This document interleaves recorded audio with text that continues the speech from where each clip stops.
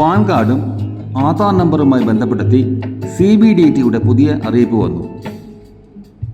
CBDT എന്നാൽ central board of direct taxes.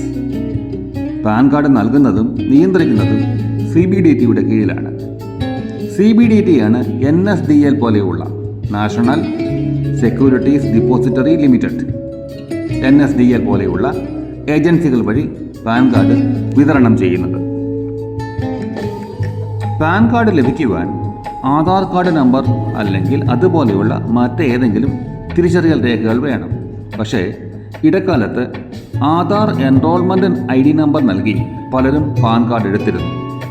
അതിൻ്റെ അപ്ഡേറ്റ്സിനാണ് ഇപ്പോൾ CBDT-യുടെ നിർദ്ദേശം വന്നിരിക്കുന്നത്.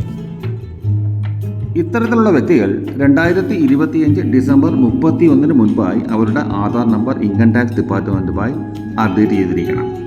സമയപരിധിക്കുള്ളിൽ അപ്ഡേറ്റ് ചെയ്തില്ലെങ്കിൽ പാൻ കാർഡ് അസാധുവാകും.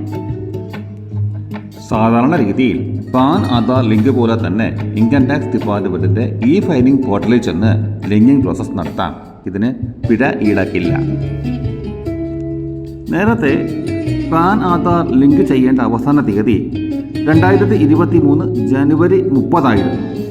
അതിനുശേഷം പാൻ ലിങ്ക് ചെയ്യുന്നവർ പിഴ അടയ്ക്കേണ്ടി വരും.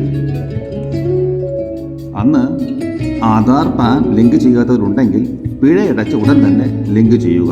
അല്ലെങ്കിൽ ഭാവിയിൽ ഫയലിങ്ങിനും റീഫണ്ട് പ്രോസസ്സിനുമൊക്കെ അത് ബാധിക്കും.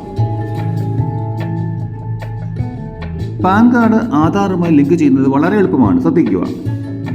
ഇൻകം ടാക്സ് ഡിപ്പാർട്ട്മെൻറ്റിൻ്റെ വെബ്സൈറ്റായ www.incometax.gov.in ലോഗിൻ ചെയ്ത ശേഷം ക്വിക്ക് ലിങ്കിലെ ലിങ്ക് ആധാർ ഓപ്ഷനിലേക്ക് പോകുക. അവിടെ ആവശ്യപ്പെടുന്ന വിവരങ്ങൾ, നിങ്ങളുടെ പേര്, mobile number, Aadhaar number, pan number എന്നിവ നൽകുക. പ്രോസസ്സ് കണ്ടിന്യൂ ചെയ്യുമ്പോൾ നിങ്ങളുടെ മൊബൈലിൽ ഒരു OTP ലഭിക്കും. അത് നൽകി സബ്മിറ്റ് ചെയ്ത് കഴിഞ്ഞാൽ പ്രോസസ്സ് അവസാനിച്ചു. ഇതുപോലെയുള്ള പുതിയ അപ്ഡേറ്റ്സ് ലഭിക്കുവാൻ ഈ ചാനൽ സബ്സ്ക്രൈബ് ചെയ്യുക, മാക്സിമം ഷെയർ ചെയ്യുക, സപ്പോർട്ട് ചെയ്യുക.